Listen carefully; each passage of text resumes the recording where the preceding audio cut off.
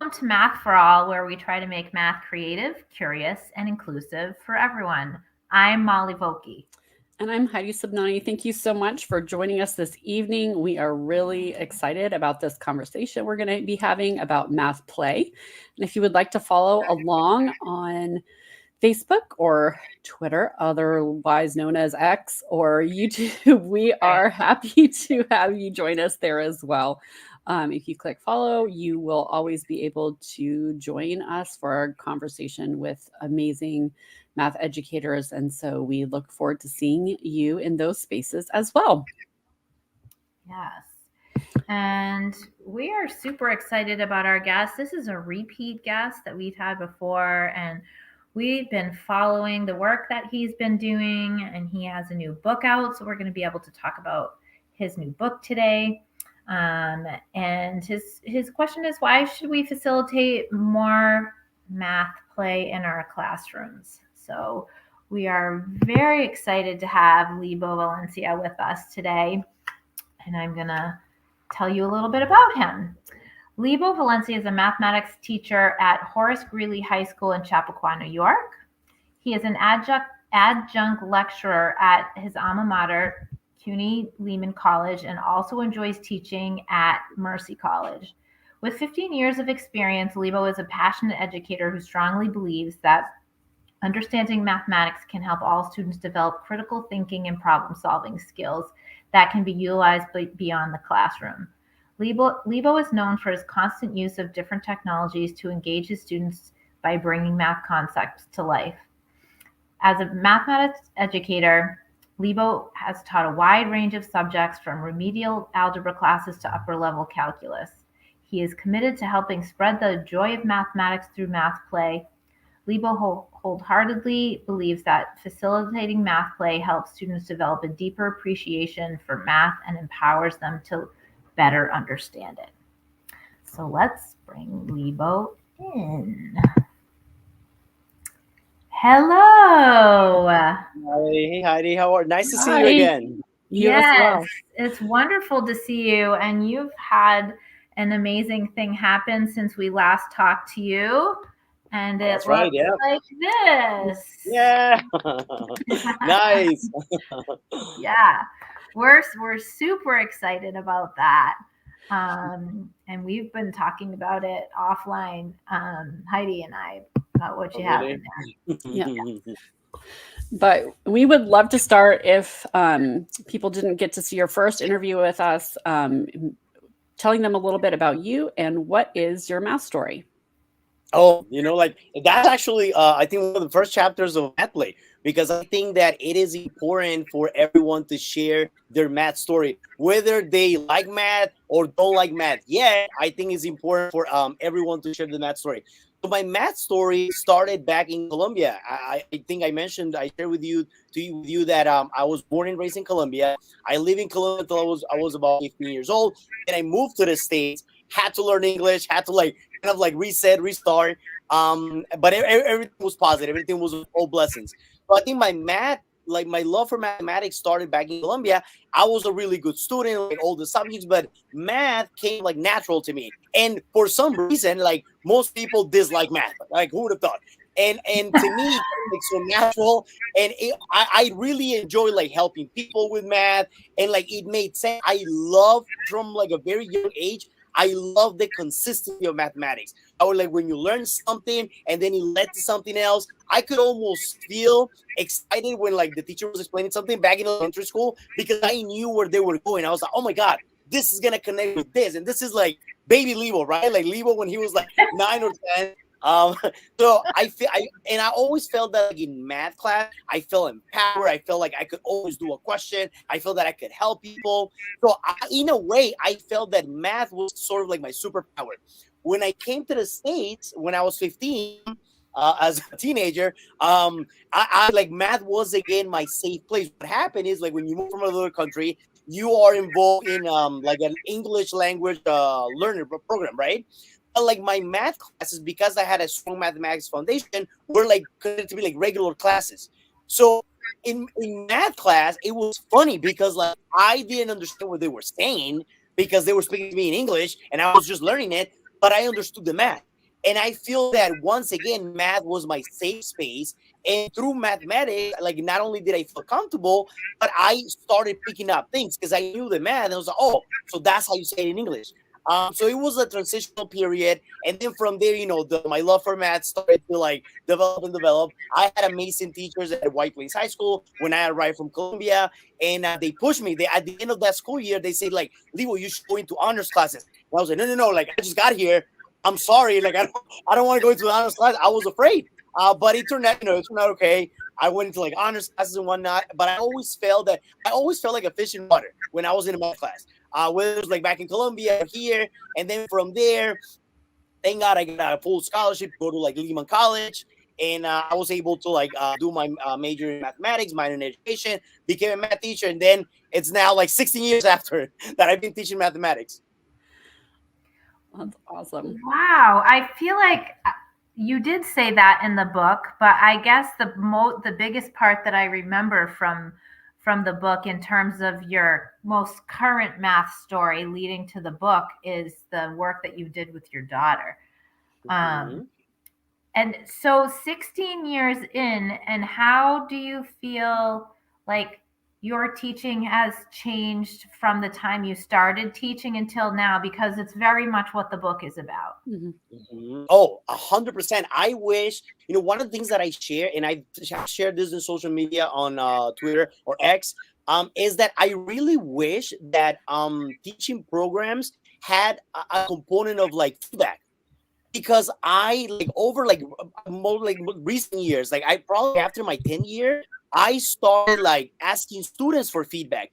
Well, before, like when I started teaching, I didn't even consider that. I was like, oh my God, if I ask my students like to give me feedback, it's gonna be perceived as like he doesn't know what he's doing, or the administrator is gonna think like, what's going on with this guy? Why is he asking the students for feedback?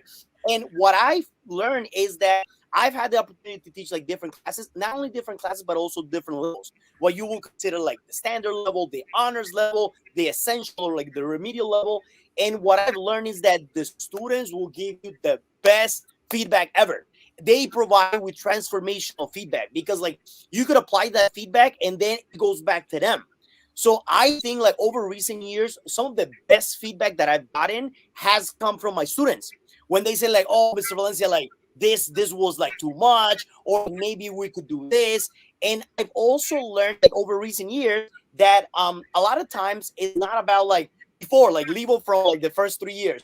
I will say, oh, I'm gonna do this question and I'm gonna do this example to make sure that I cover like this case scenario and this case scenario and this case scenario. And nowadays I try not necessarily to like expose them to like every single, but like let's do a couple, but let's do them like deeply. So like whatever and then like once they have that foundation on their own, their students are able to explore different case scenarios. So I feel like those two things are like two of the things that came right to mind. First is like reaching our students for feedback. Our students are like they're the best tech support you could ever have, and they're also like the best feedback you could ask for, because they will tell you, those are like, Mr. Valencia, this was good, and you have to like every year I want to be better, right? Every year, like. And next year, I want to be better than I was this year. And like, that's the thing. Like, for as long as I'm teaching, I think it has to be like 32 years. Every year, I want to be better than the previous year. So that's the thing. So wherever we are in our journey as educators, the goal is to be better. And I feel that by asking our students for feedback and by like doing a different approach of not like, I'm going to show them example 1, example 2, example 3. Like, no, let's just explore 1 and 2 for like a long time. And that builds capacity, that builds problem solving, that builds like connections, because the students have to collaborate. Another thing that I used to do is like always like, I'm going to do A, then I'm going to do B, and then I'm going to do C. And then I'm going to do A, and I'm going to do B, and then I'm going to do C. Right? Because that's the way. And like, there's nothing wrong with that. I learned like that. And I bet like a lot of teachers, a lot of educators right now learn that way. But a lot of times I found that sometimes I drop my students at C. And then I'm like, all right, you're at C right now, so figure out A and B and go back. And that's also powerful, because like if you think about it in life, we don't like, get a sequence like, okay, if you're gonna be a parent, do this. Like you kind of like learn as you that would go, have been right? nice. a husband, like a spouse, like you learn, like a lot of the learning happens like right there and then. Like there's no like, algorithm. Okay, you're gonna do this. Now I do have a plan. I don't want you to think like I show up to class and all right, let's see what's gonna happen today. I do have a plan. I've learned over the years too. Adjust. Like sometimes I start with this plan and then I see an opportunity to like make a connection that normally like that wasn't the plan. But that also, it's like you learn that over the year with experience. Another thing that I will like strongly recommend for teachers is if you have the opportunity to teach like multiple like different classes, it's definitely worth it. Because after having taught algebra, geometry, algebra 2 trig, pre-calc, calc, you get a sense of like, okay, this is what they're coming in with, and this is what they'll need for the next class. So if you haven't had the opportunity, ask for the opportunity. I remember when in one of my former jobs, my supervisor would give me new classes every year, and I was, oh my god, what's with this guy? But like over time, I was like, he's gonna run out of classes before I run out of years, because I was like, it was still like early in my career, so I was like, oh, like this is good. And then nowadays, I'm so thankful because whatever class I'm gonna teach, I mean, we could call it whatever, right? Like in New York, it was to be course 2 and now it's algebra 2 trig, and now it's algebra 2, and then you're gonna like whatever we call it, like you have the experience, so you know what are the prerequisites for that class and what the students should be leaving the class with. So I think that's important. Yeah, it has definitely evolved over the years, and I'm excited to see how it continues to evolve. Well, let's get straight to it then, because I feel like your question is right on the tip of your tongue, right? So why should we facilitate more math play in our classrooms? So the whole idea, so my most important job is I'm a dad, I'm a tata. So I have 2 little girls at home.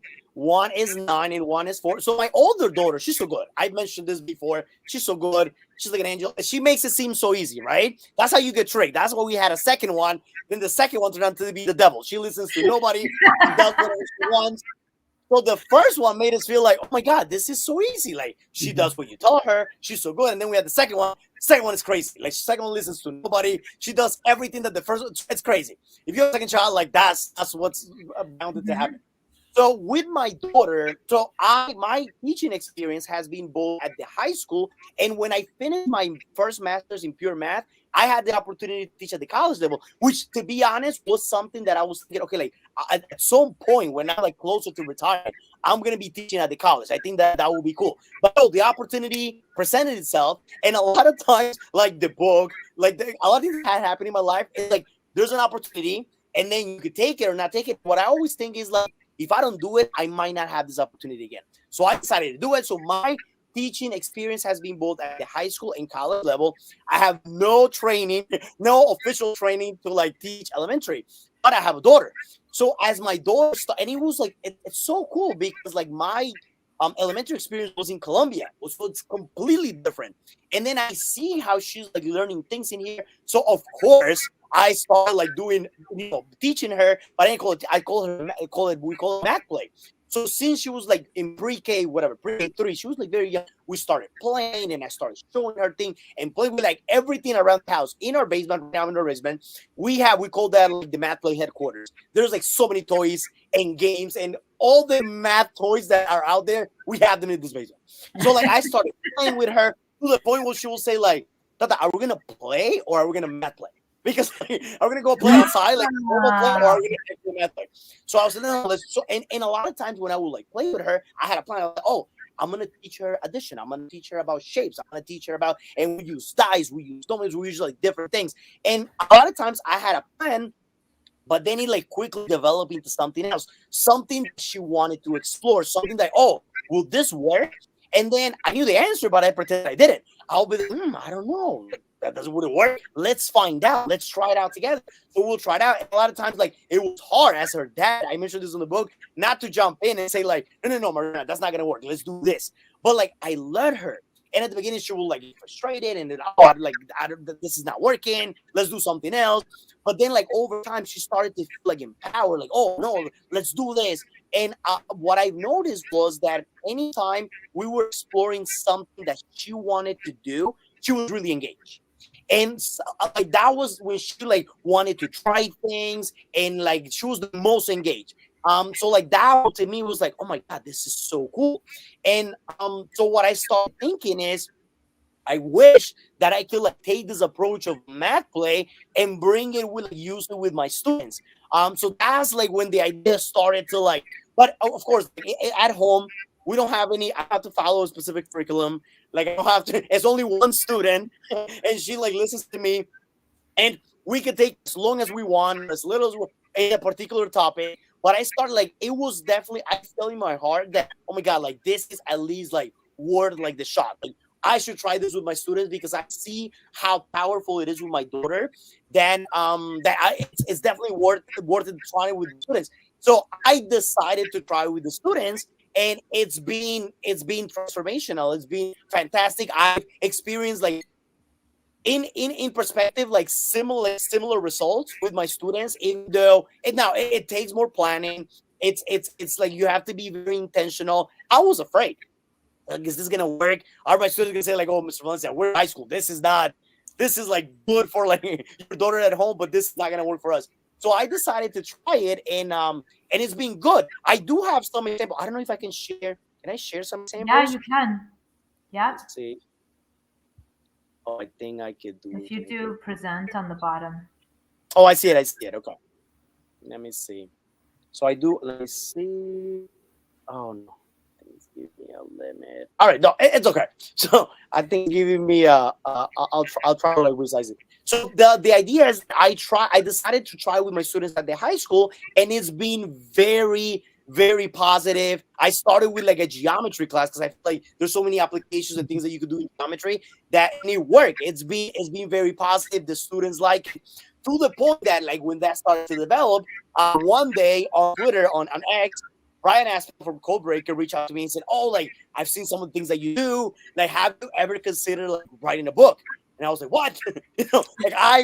I consider myself a math person, right? Because we're all math people. But I was like, no. And he was like, oh, you should. And then we met. And long story short, I started, thinking about it. And it has did geometry. I did like algebra 2. Then I did pre-calc. I did calc. I've even tried it at the college level, both at Mercy and Lehman. And it's been very positive because, like, if you think about it, play becomes so natural, even for adults, for kids. That's like how we first started like, to interact with the world.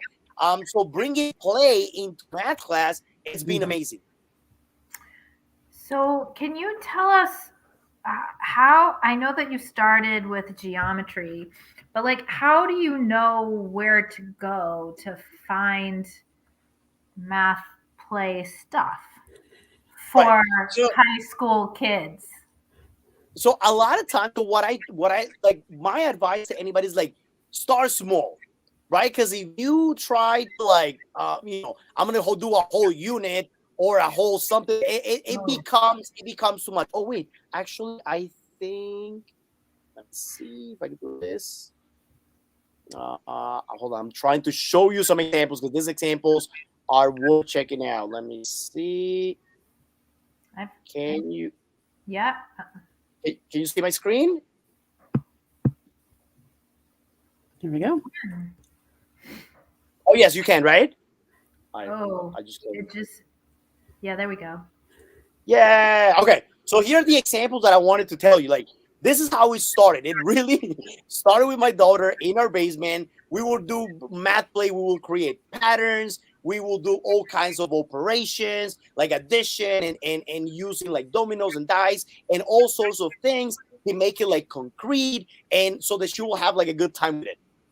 And I had my daughter do things like, oh, let's create your anchor chart and like what do these shapes have in common? And then like things, this is how like the whole idea of math play started to develop. It was with my daughter in the context of like pre-K or kindergarten or first grade. And as she started to get older, we're like, she's now in third grade and we're still doing things like this. Now, like currently we're doing math play with a lot of multiplication. And what I noticed is like she started coming up with her own ideas and her own things, and it's been very positive. This is an example that I talk about in the book. This is like one of those questions where like we were trying to recreate something 2 dimension into 3 dimensions, and she like a lot of times she will try something, and I knew it wasn't gonna work, but I wouldn't tell her because I wanted her to like have the experience and try it. And the times when we explore some of her questions, that's when she was the most engaged. And I'd like to go back to your question. A lot of times the MathPlay ideas come from something that happens. One day we were watching a Marvel movie and they talk about like the Mayans, and I said like, oh, they were a culture in like in like Latin and South America and why not? And I said like they had their own number system. And she said, like, what do you mean they had their own number system? So we went on Wikipedia and we look up like Mayan numbers, and then we started creating them with like some Jenga pieces and like some of the circles that we had. And this was fun. So this wasn't planned, but it was just an opportunity. Another thing that happened one day is like I'm doing a lesson for my pre-cal students on functions, and my daughter is like watching what I'm doing on the computer, and she says like, Tata, what's a function? And I said like a function. Now I have to think, how do I explain this in the context of like second grade? So I said like a function is like a fun rule. It's like a fun instruction. And then we started doing functions using our shapes. So the function was to create the shape using like for example, on the example in the upper right, she created a bigger triangle using smaller triangles. And of course, like for example, when she tried the hexagon, that didn't work. But I let her try it. So a lot of times, like those are the things that happen. I noticed that she was curious. There was always a sense of exploration, and it was student driven. So I started doing geometry, and like in geometry, I started doing like with triangles. And the goal was, for example, to like take a picture of something that the students thought was a right triangle, and then prove or disprove that it actually was. So, and that was the instructions. I didn't tell students how to go about it. So some of them use like slope, some of them did the Pythagorean theorem, some of them use like measure the angles. So a lot of times the idea of MathPlay doesn't have to involve like something completely new. It could be a part of the lesson that you already have. So to go back to your question, what I try to do nowadays is like within every unit of study, I try to implement at least like one MathPlay lesson. So that sounds really manageable. Right. One math play lesson in it. Did you say in a unit? Per unit or per chapter, yes. Oh, so that is way more doable. But I also think the way that you have described in your book, and Heidi, I don't know if you agree, it seems like there is just more math play in general in your class. Like a whole math play lesson might not be happening, but I feel like it takes you to change your idea of almost your idea of what math is, because when I look at you teaching your daughter functions in second grade, that's not how I think about functions. So did you have to make a big transition in your mind to be able to adjust? So it was so funny because like I'm doing a lesson for my breakout class that I need for like a week, but then she comes in and she's like, what's a function? And like she asked me, she put emphasis on fun. She's like, what's a function? And I was like, so now I'm starting to think, and I'm like, oh, how do I tell her? And I'm doing pre-calc functions. So I'm like, oh, how do I explain this to her? So I was like a fun rule. She was like, what do you mean a fun rule? So then I was like, all right. So I stopped the lesson. I was all right, we got this. So I went, we go to the basement, and I got the whiteboard, and we started playing. I was like, oh, let's try to come up with a rule. And we did the triangle first because I knew that would work. And then I was like, oh, see, like with this little triangle, we made a bigger triangle. And then I said, like, what do you notice? I said, oh, there's like 4 little triangles, and it's the same shit. And then the next one that she tried was the square. That's easy to do. So then she did the square, and then 4 little squares and made a bigger square. And then I tried to like push her. I said, oh, what about like, let's try another shape. She grabbed the hexagon, and that doesn't work. You cannot make a hexagon out of hexagons, of regular hexagons. That didn't work. I would still try it though. No, but it was worth a try. And she was like, no, this is not working. And then she tried. I was like, oh, let's try something else. And then we tried and that one worked. So that in my mind, like I'm just trying, and I feel that I work better under pressure because like when she asked, like I would have never thought of myself like, oh, I'm gonna like do this, fun function for my daughter. Like no, she's not doing functions. And it also like I feel that a lot of times like elementary school teachers are in this world and secondary teachers are in this world, and we don't know what you're doing.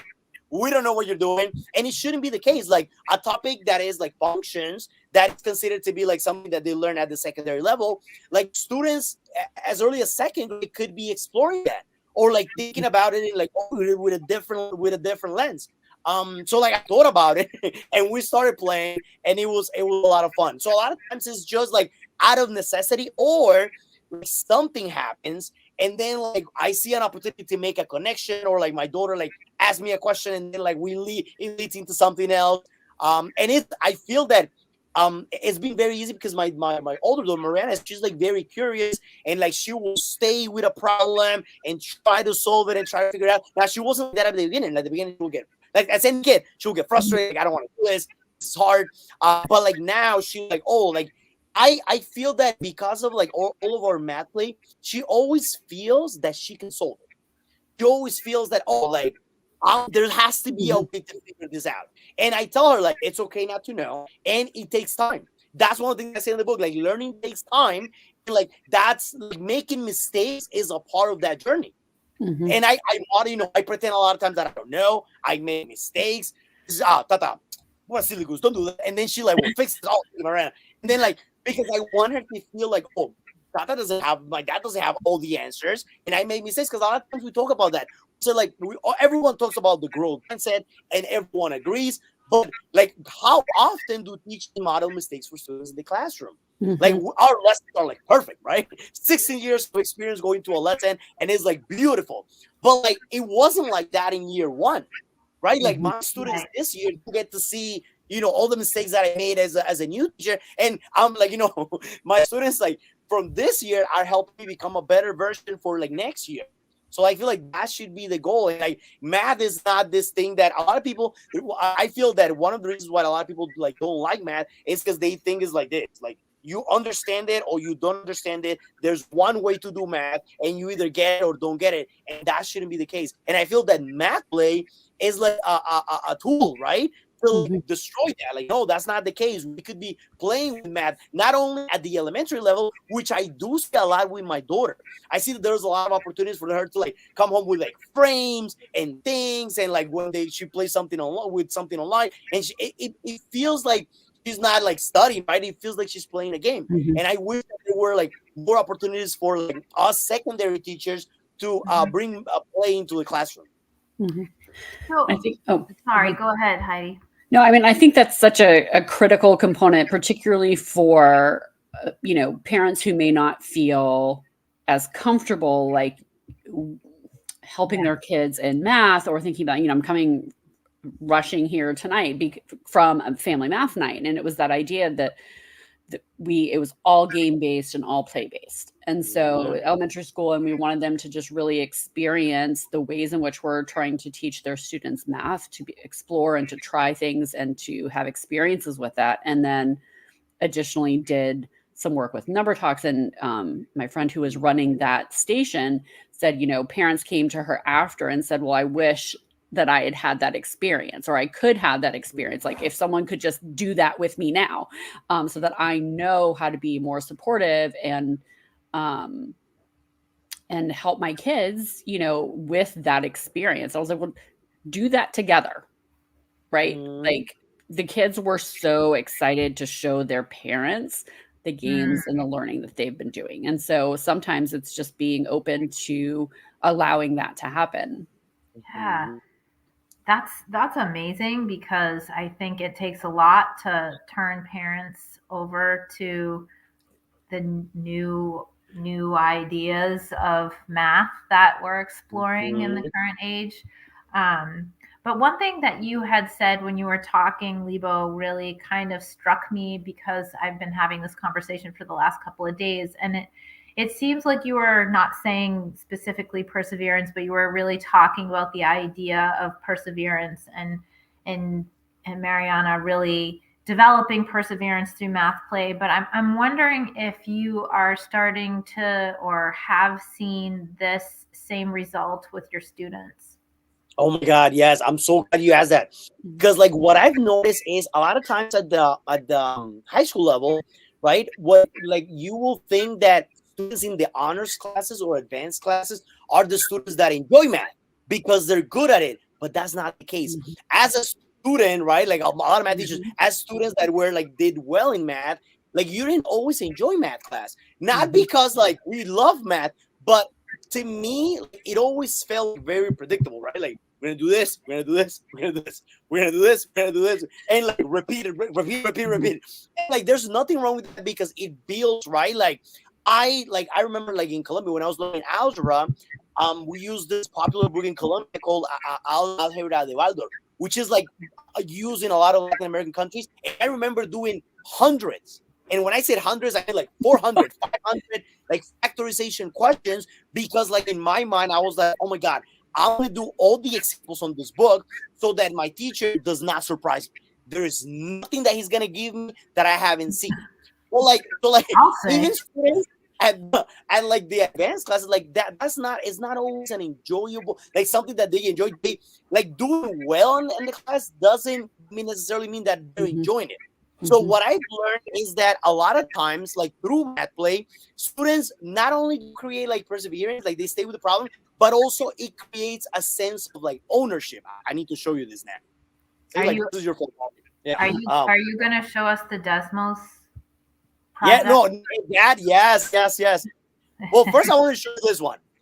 This is a project that we do in our sections of like chronic sections, where they build a circle, yes, with Pringles, and then because that's fun and that's an activity that I've done with my daughter at home, the Pringles. But then what I have them do is, okay, now that you have it, let's upload the picture to GeoGebra and find sort of like the equation of best fit for that circle.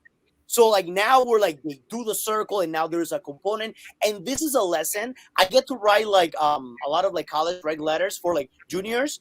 And this is like one of the things that they mentioned that they remember from the class. Because I usually ask them like, what are like some of the things that you remember from a class? And it doesn't have to be like content related, because kids will always remember how they feel, right? They're like, oh, like this project, it was so cool because I wasn't sure and it wasn't working. And when I did the circle, like it took a few attempts, but we finally got it to work.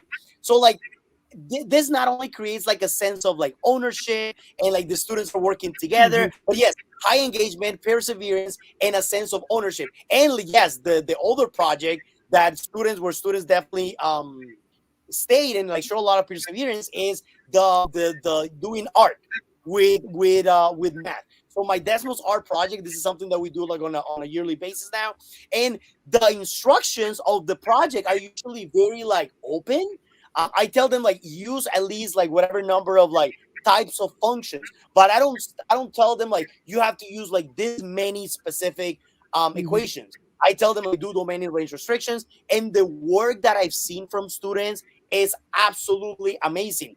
I had like not so long ago a student do like a self-portrait, and if you notice, you could see that this student wrote 117 equations. Remember, she only had to do like 8, and she decided to do 117 not because like it was a requirement, but because like this became something that she like cares about, right? This became something that, oh my God, I want to do my best effort on this project. So what I learned through MathPlay at the high school level is that students will do more than require. It creates a sense of ownership and also community building, because like I remember while we were doing this project, a lot of students like ask me questions, and I feel comfortable using technology, but they ask me things that I didn't know. And then like minutes after, a student will figure it out and will share with the class.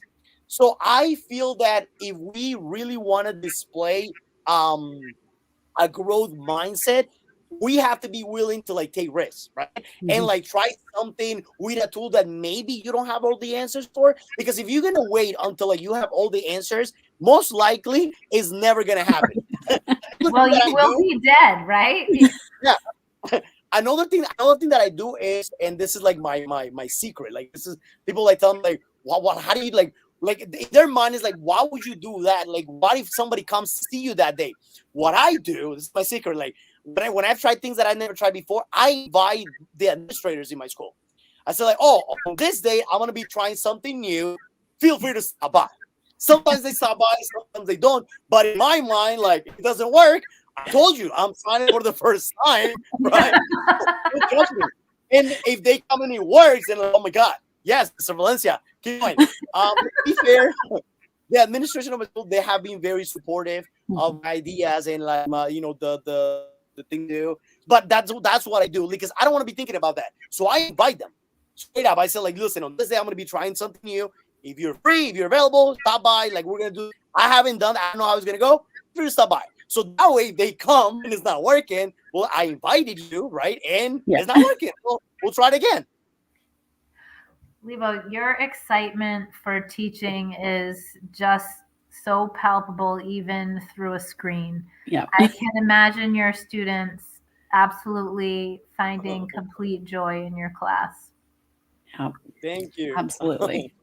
I shared a story that when we had to teach remotely on Zoom, I told my wife this like every day. I always felt like a lion in a cage. I was like, this is horrible. Like because like, I need to interact with students. I need to move around. And a lot of times, like if I say like, Molly, do you have a question? And they say no, I know they have a question, but they don't want to tell me. So like because like when you interact with students, there's like energy, right, going around the room, and I could tell that even though Molly's saying that she doesn't have a question, she does, like her face is saying that she has a question. And like through Zoom, it was like so hard. And like when we had to teach remote, I mean, teaching remotely was better than not teaching at all. Period. Right. But like it was so I felt so limited because like I want to like like ask them questions and walk around the room, give somebody the pen and like things like that. So yeah, I try because like, if you're passionate about something, the students will like feel that energy, right? And like try to connect to like things that you love. I try like I bring like soccer applications into my classroom. When there is like the World Cup, I like talk about that, Star Wars, and like things that I know my students like to like make it not only like enjoyable but like concrete. Like, oh, you could apply that there. And like I have students that like sometimes will like find things on social media like math memes and email them. Now they don't share that with anybody. They just like between us, like I found this is hilarious. They don't say it to anybody else, but I think that's cool. Like our math conversation should go beyond the classroom. Yes. Absolutely agree. To all of that.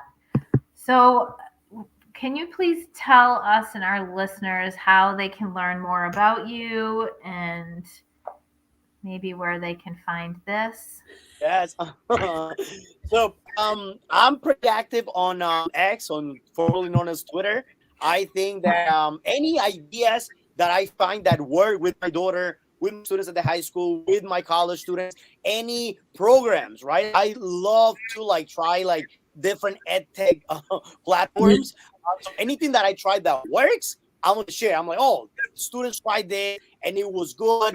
And it also like students love that. They don't tell you, but they notice because students have to know, oh, Mr. Valencia, I saw that you posted like, you posted my work and it's like meaningful and you wouldn't think, right? Like, oh my God, like you look at that. But no, because like in real life, they don't share that with their friends, but they notice like, oh my God, Mr. Valencia like share our project or like he shared the work that we did today. So like any ideas, anything that I find that I find useful, I'm always like sharing on Twitter at Mr. Valencia 24.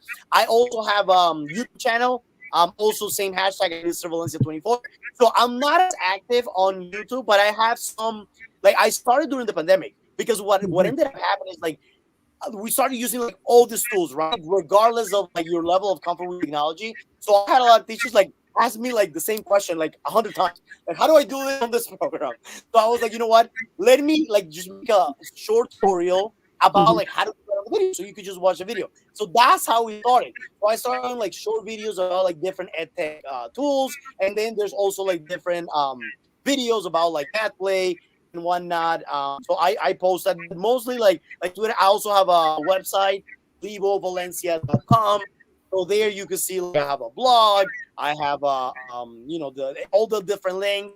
There is the link to the book that is on Amazon, MathPlay. And yeah, so like mostly Twitter, but I do have a YouTube channel and also like my website. Yeah, and we definitely recommend the book as well. It's sitting behind me. I did not have a chance to grab my copy and bring it over, but highly recommend. Just a great way to really dig into different opportunities for incorporating MathPlay into your specific grade levels, or just getting ideas to run with that and how they can be incorporated into your classroom. Libo, thank you so much for being here with us tonight. We are really excited about your book for you and excited about the content of your book for the rest of us. Thank you. I love following you on X because you are this excited on X as you are here tonight. So thank you so much. Thank you for having me. Thank you for the invitation. I'm sorry if I speak a little fast sometimes. My wife always tells me, like, you need to slow down, relax. Because, like, I get too excited. Like, I'm talking about, like, math and play. Of course, I'm going to be excited. Because when I go upstairs, my wife can tell me, like, we're all the way upstairs and we could hear you. So, like, I love it. Well, we're super happy to have you, and we'll definitely be doing this again. Thank you. Yes, no, I look forward to, like, anytime you invite me, I'm happy to come and hang out with you guys. And thank you for doing this, because I feel like this is not only beneficial for educators of all, like, levels, but also, like, in the public in general. That hopefully I feel like we should all be in a mission to, like, change that negative perspective, like negative like thing of math. But we're starting. The work is being done, and it's gonna get better.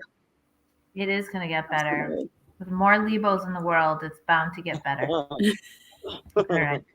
right. Thank you. Thank you. Thank you, guys. Wow. Yeah. I wish I had half the energy. I wish I had half of it. He's amazing. So we are going to be back in a couple of weeks with Melissa McCain, and she is a new friend of ours that we got to spend time with at a few conferences this fall, and she is going to be talking to us about building thinking classrooms. So we're super excited to talk to her. And she is one of the organizers of the Building Thinking Classrooms conference that happened this last year in Indiana. And there's another one coming up this year. And so we really invite you to come and have that conversation with us. And she is on the ground level of implementation. And I think that's a really like important thing to kind of keep in mind if you are using Building Thinking Classrooms in your classroom. Yes, or if you're just interested in learning about it, please tune in. And until then, we hope that you keep math creative, curious, and inclusive for everyone.